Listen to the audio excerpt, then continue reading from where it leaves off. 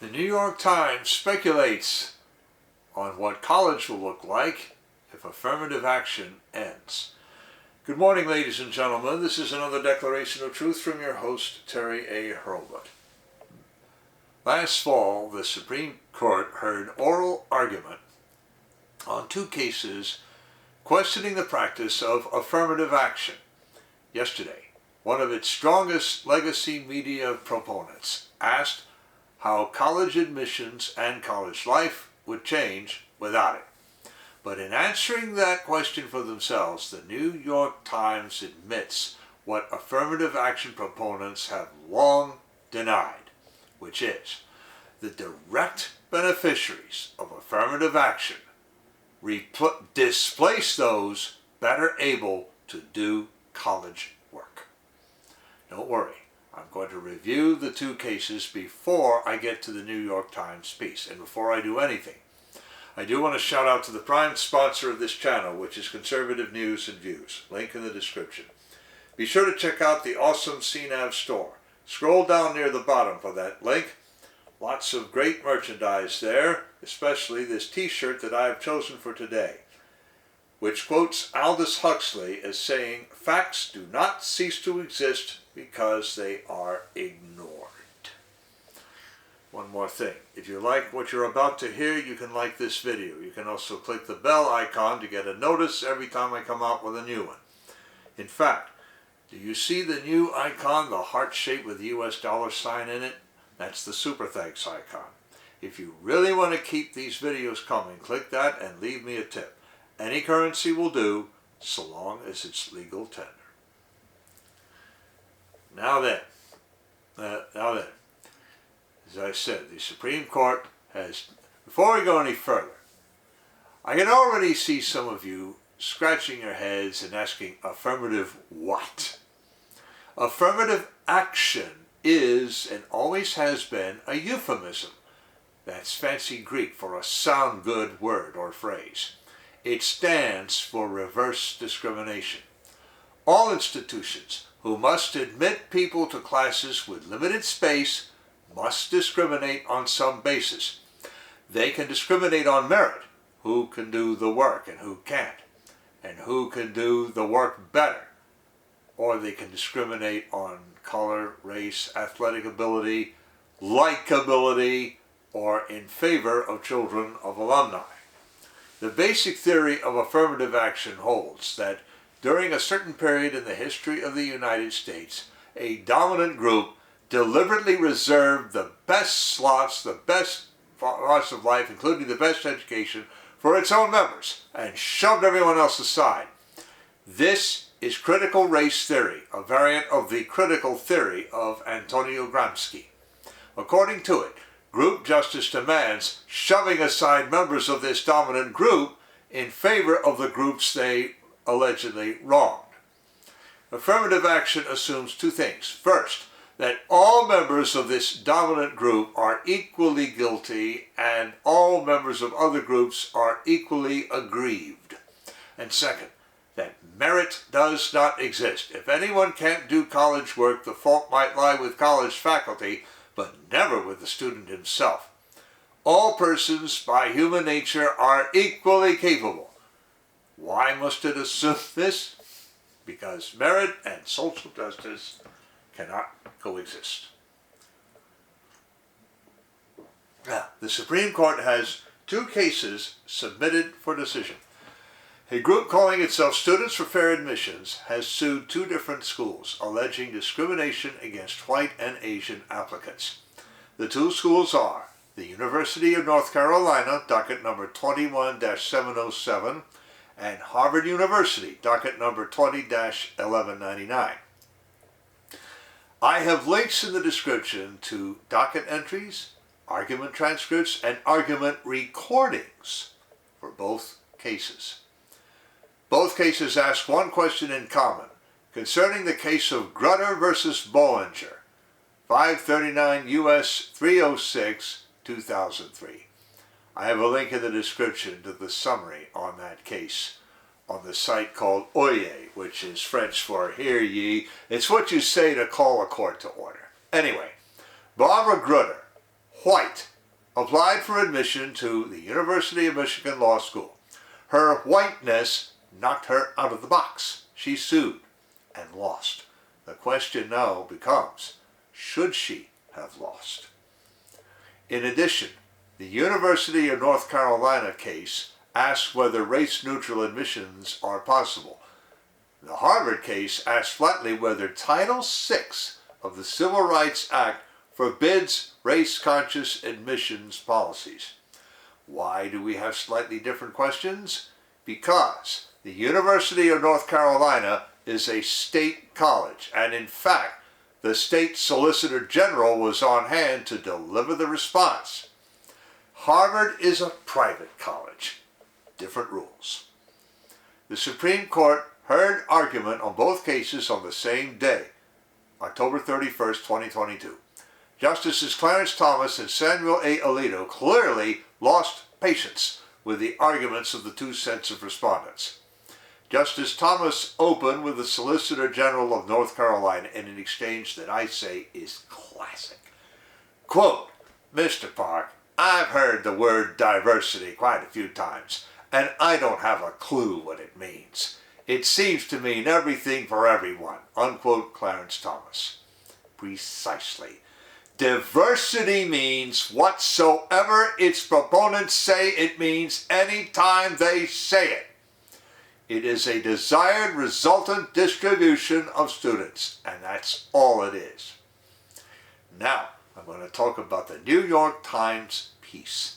But first, I want to shout out to a sponsor who can really help you through the economic storms to come. That sponsor is oursilverlines.com. Do you feel like you're working harder for your money just to get by? You are not alone. The fluctuating economy, employment issues, and unexpected changes in life have left many families struggling over the past few years. Collecting gold and silver can help shield you against many of these challenges. But if you're like me many years ago, you don't know where or how to start.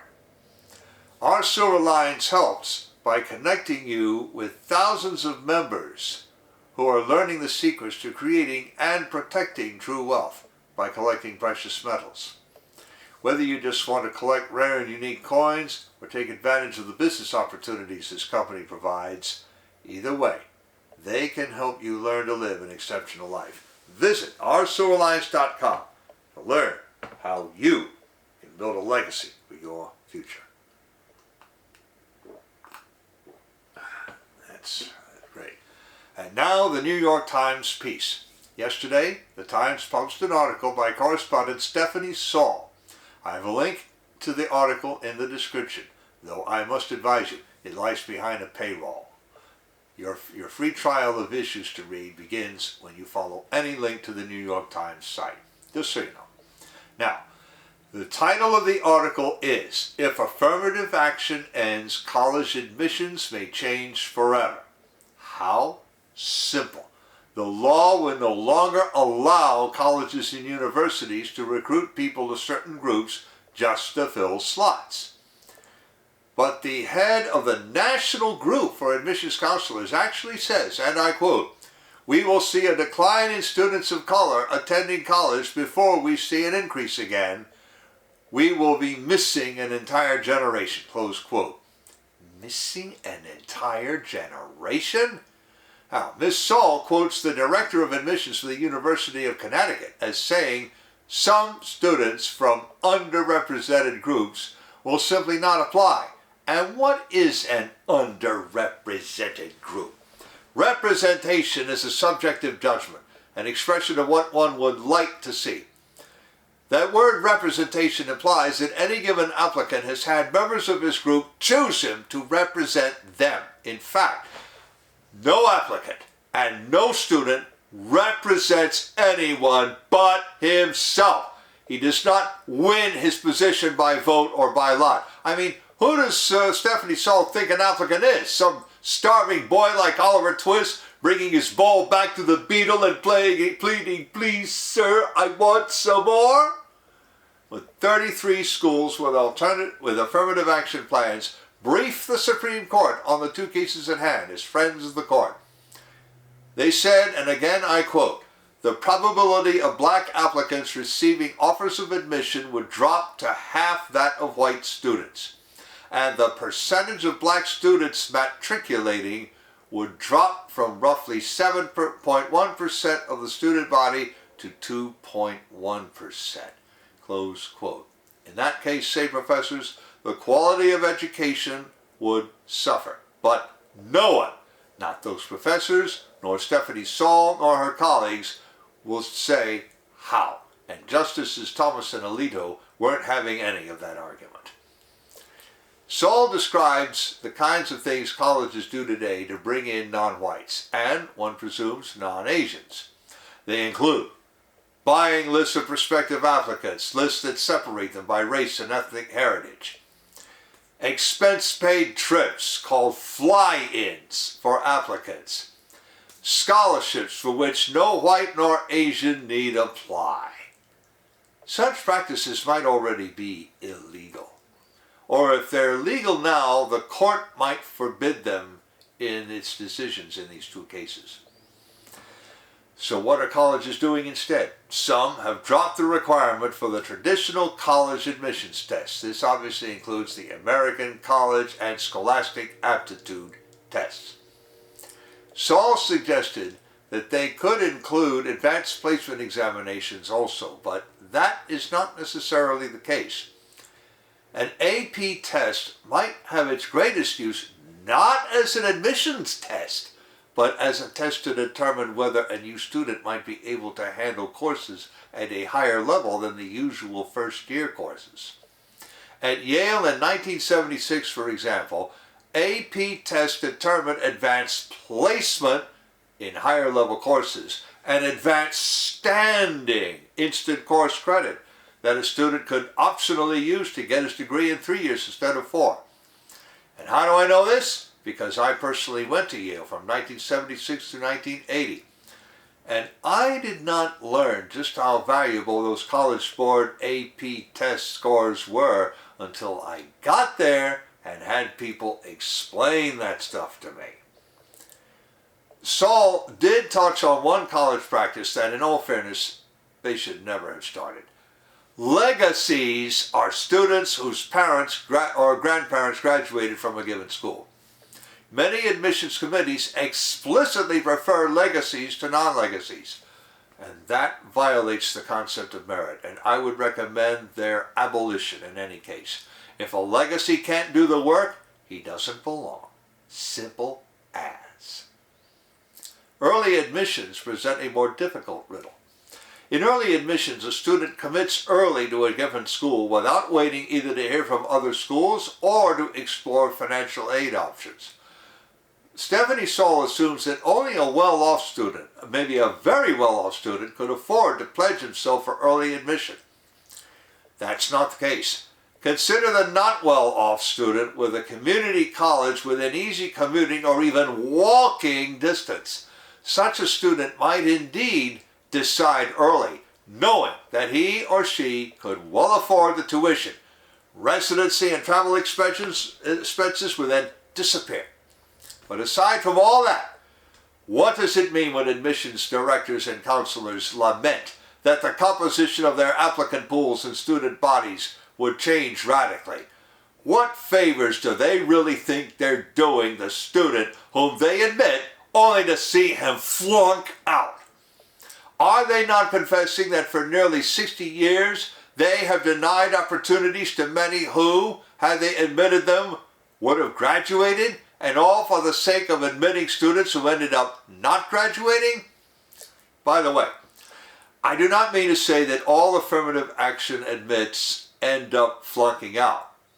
I've seen people flunk and had to linger on and even get bathrooms in the basement made up to be their rooms. I'm obviously not going to tell you who they are, but I'll tell you this, the ones that I knew were white. I do say that there should be no question whether anybody can do the work if they get in. And when a school shuts somebody out just to reserve slots for some feel-good project, that's wrong. So when the president of, say, Wesleyan College worries about what his campus will look like, he speaks volumes. He has confessed that he knows he has students on his campus who can't do the work, or at least he has students who do the work less well than could others he rejected for the sake of the look he wanted. Now, the one who said that they would miss a generation technically didn't say they would cut off non-whites forever. That's because the next generation of such students would be better prepared. Such preparation must happen at home and much earlier in schooling than at college. If the decision these people expect from the Supreme Court in these two cases brings about a renewed emphasis on that kind of preparation, everyone will benefit. Links in the description of the article to those two cases before the Supreme Court, including docket listings, argument transcripts, and argument recordings, to Grutter versus Bollinger, to the New York Times piece, to my Declarations of Truth Twitter account, and to Conservative News and Views. I also have links to the online CNAV Store and to oursilverlines.com, as I also mentioned. You know already about how to like a video, turn on notifications, and leave a tip. And on the end screen, I'm going to leave a subscribe link to my channel and definitely a link to an earlier video that I have already done about these two cases. This is Terry A. Hurlbut delivering another declaration of truth and reminding you to let the truth set you free.